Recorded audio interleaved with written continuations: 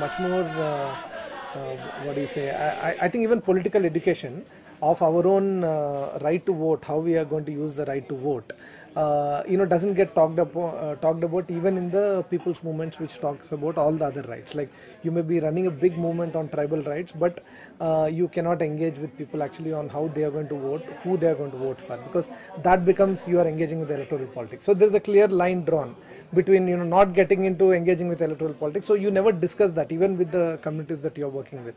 But that is the most important political right.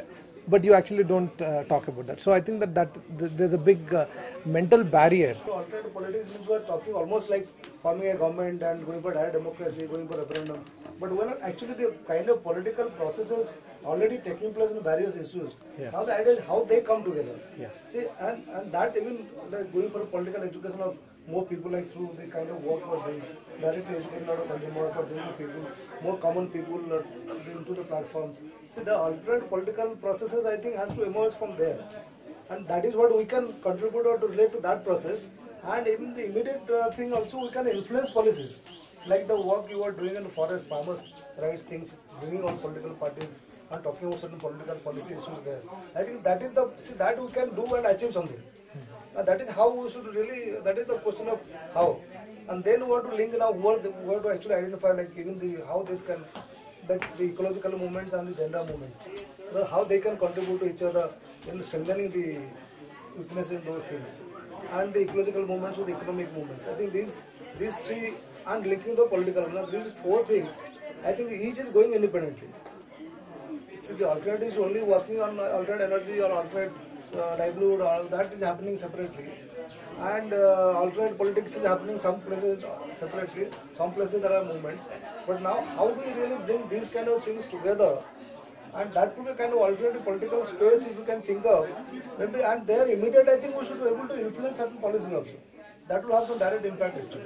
So we cannot think of alternative power coming and then we will be able to do something. I think instead of looking at it as one after the other, can they both happen simultaneously in all streams? You can keep working on your alternatives, but the important thing is to have the connection, the dialogue going between the two.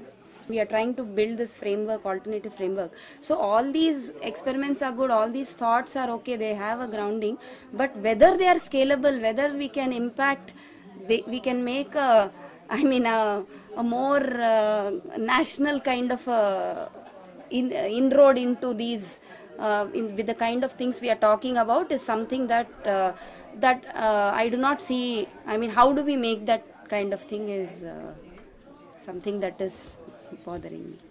We had discussions, conversations at a couple of levels actually. The issue we started was when we say alternative politics, what does it actually mean? What does this whole term called alternative politics mean? So what we did was that we went around the table and giving everybody a chance to say what he or she understands by that or what he or she wants to bring to the table. So right at the beginning, one question which was posed was that we talk about alternative politics, at the same time we also need to talk about politics of alternatives, because different type of alternatives also have got certain inbuilt politics in terms of which social sections get included, excluded, what we talk. Also there was a particular example which was cited, like for example one of the shared was that that group made an effort saying that during Muharram time the Muslims were not allowed to cut trees. So why was that picked on a particular community like that, where actually all of us are going around and cutting trees and type of thing. So that brings in certain type of politics. So the person was arguing that we need to articulate what's the type of politics behind each of these type of alternatives which are there and try to examine it. The second level of discussion was that, and there was a larger consensus around it, was that when you talk about alternative politics, we are also talking about a bit of a micro level, like a village level or other type of things, in which some of the things which people say that it should be, people-centered politics. It should be participatory democracy as much as possible, or direct democracy, decentralization, and also basically saying that people should be able to self-regulate or self-govern to some extent as possible and things. And also political systems which is respecting both environment, social justice, these are the two arms in which all this political discourse should take place and things. There was an example of this particular village in Gadchiroli was given, Menta Lekha, as a good example of how politics works at the very micro grassroots level and things. In which for the last 20-25 years, people have decided that all the decisions, all the things which concerning the village will be taken within the village. I think.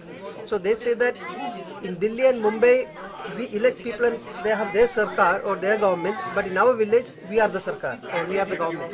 So that's the type of thing practice they have been bringing it out. Now the issue is that once we rise above a village or a micro scale to a little larger scales, then what's the type of politics which we talk about, how we bring in some of these elements into things. So there were about 5-6 issues which are brought, and this was synthesized from various experiences, like even traditionally in India itself there were some of these direct democracy at a larger scale were practiced.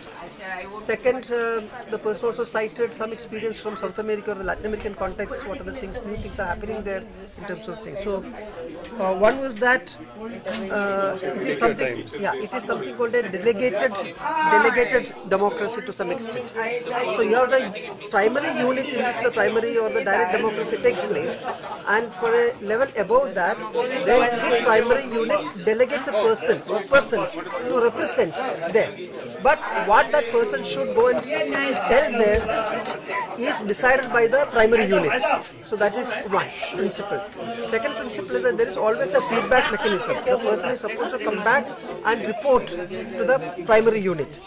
Third, the primary unit has the authority to recall the person. If the primary unit is not happy with the performance of that person, or if the person is going beyond the brief, then the primary unit can recall and things.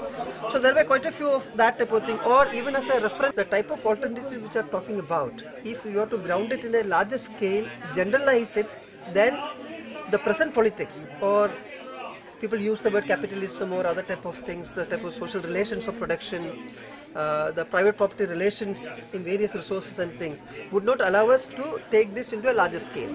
So we are not talking about a change in the government, but we are talking about a change in the system itself, a different type of thing which we call a transformative politics. So how do we move towards that? What would be the instrument of that transformative politics? So we had an extensive discussion about the need for political parties. Can any of the existing parties can be reformed, or should we have a new type of parties? What should be the character of that party to some extent?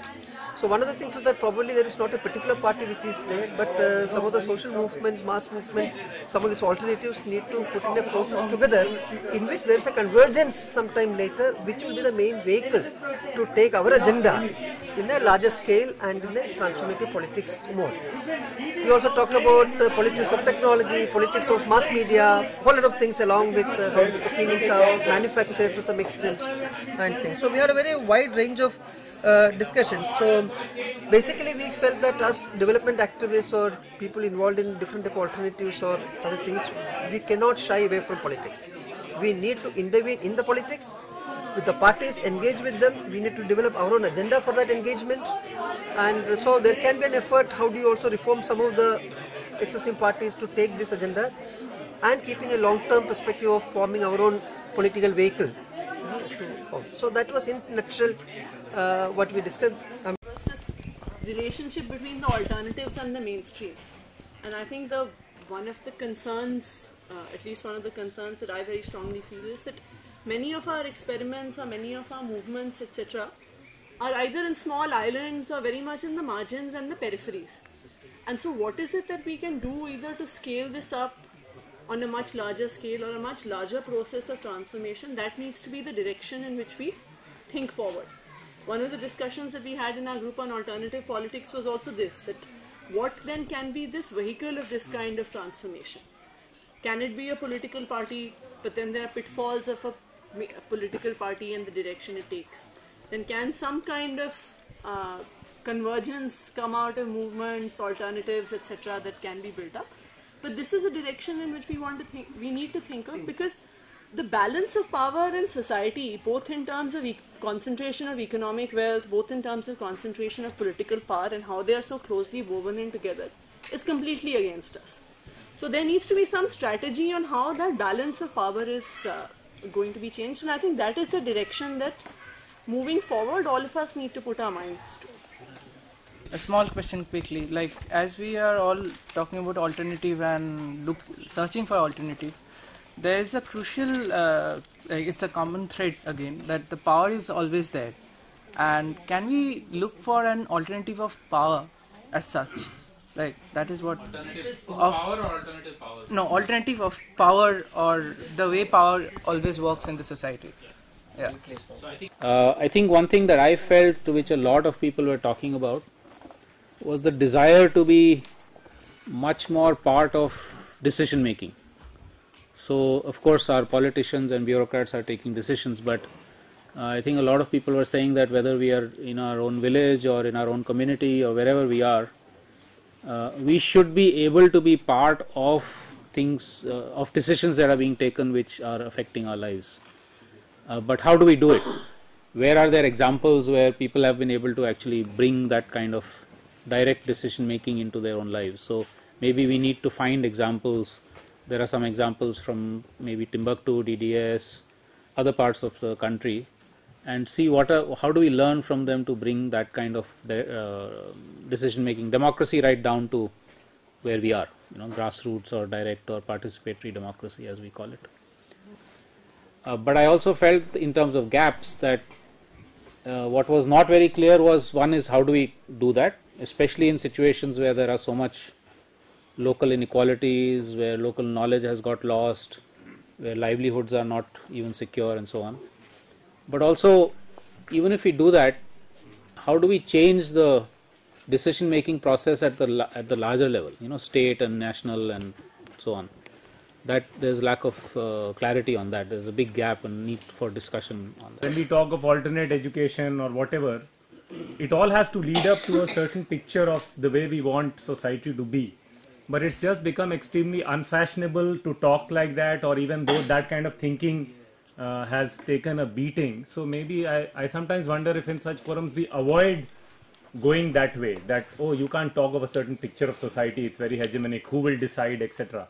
But if we refuse to talk of that picture, then how will these pieces ever add up, or how do we make sure some kind of coherence happens, is a challenge I grapple with in my own mind, and I thought it emerged to me from this process also somewhat. Maybe we'll...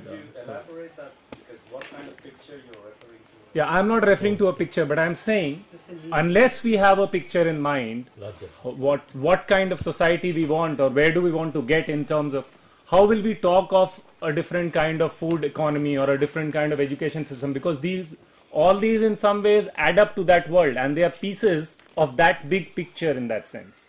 So unless we have a common picture in some ways which we've agreed to, and I don't know at what level of detail that picture has to be, whether it has to be extremely generic or... So in absence of that, how can we think and how can we move? Because if you look at the actual initiatives, people are dealing with their problems, and they are dealing with their problems in the here and now and in this world. So they don't have the luxury of envisioning a different world, or they are somehow trying to manage in that situation. And bulk of that management does not change many other pieces, because as also came out from this, people are caught in their extremely small work area. Somebody is just on food, they've not even thought there could be an energy issue, there could be a politics issue. And unfortunately, the nature of society is such that this is all very seriously interlinked. So, I mean, it's like, so how do we move is a question, I think, in fact, even in the design of our Vikalp Sangams and all, we need to think. Most of these alternatives do contain certain type of politics, which is, certain type of politics embedding these type of alternatives. I think through these type of Sangams, I think we need to bring this more explicitly, the type of politics, the type of principles, values which most of this carry. I think one of the things, I think a broad agreement which I saw around groups and people when I was talking was that I think there is an awareness that even to ground these type of alternatives which are talking in a larger scale, or what you call a generalize and things, certain type of a transformative politics is needed. Whether we call it alternative politics or something, but some type of thing in which we are also talking about certain systemic changes or system changes. Now, one thing which was not clear is that what is the nature of that change which is there, what are the type of different elements of that change. I think maybe he is calling about a vision of a society or a larger systemic change, what is the elements of that. I think as we go along in this journey, I think more and more clarity would come. And one more thing is that what will be the political agency which will take this forward in terms of things. I think that is another important issue which we need to discuss. And I believe personally that unless there is a political agency to take this up in its entirety, with the type of principles and frameworks we talk about, I don't think we will be able to rise above these isolated cases of successes or experience and things. I also want to raise a point about how open we are for the plurality of pictures to emerge. Meaning it's not easy that by tomorrow we'll be able to come out with a vision. It's indeed going to take a process, and with the kind of heterogeneity of age, experience and backgrounds that we have, I find it difficult to emerge with one picture. But are we open to the multiple possibilities and exploring on it? Another thing in terms of the political unit, I feel community is the unit, and our challenge is to what extent we can engage with the community and walk through with them to get a shared picture ultimately. Yeah. I was at a meeting recently and we were introducing ourselves, and I said I started work in 1974 with the Adivasis, and somebody, one young person suddenly exclaimed, said, "Oh my God, I wasn't even born then." That made me feel like a grandfather, and recently I have become a grandfather. So, but what I wanted to say was that I've been going to these meetings and these kind of discussions. I actually dropped out for many years because it was very frustrating. It is the same tune being sung and same kind of, and then you just get more and more depressed hearing, in spite of the good stories, the larger picture is very depressing. The micro picture is very encouraging. But yesterday's session, what I found very interesting, and yesterday and today, which I found very interesting, is there seems to be a convergence of ideas which I have not seen in the last 5-10 years. People are beginning to recognize that first, that we have a systemic problem. I think this is the one big change that has taken place in the last few years. People are not yet not looking at it from a symptomatic point of view, but from a systemic point of view, and saying something is wrong with the entire system, and we need to change the system. Second thing that has emerged is that we can no longer work in isolation, whether geographical isolation or sectoral isolation. I can't just be concerned about this thing. For us, working with tribals, the biggest change has been the convergence between the conservation lobby and the tribal lobby. When 10 years ago we were mongoose and snake, we are now suddenly become partners, So snakes and snakes. No, mongoose. You are the snakes. You are the mongoose. In front of a bigger. It's in front, probably because of being in front of a bigger. But what I'm seeing is a kind of convergence that is beginning to emerge, and I think it's much more important for us to look at our commonalities and the areas of convergence rather than focus on our differences. Differences will be there, and they must be there. We can manage those differences by calling them plurality and biodiversity, of opinions. Let's manage it that way. But let's focus on what is our commonalities and build on our commonalities. And to Praveen, the question that you were saying, I say, there's no point, we are not Jesus Christ or Buddha or something like to have a vision and see how we'll implement it. Let this vision grow out of our collective experiences. Get it go out of our, our hopes, our frustrations, everything like that. And I think that's how I have seen this Vikalp Sangam process. That is to grow a vision. That we grow a vision through our experience.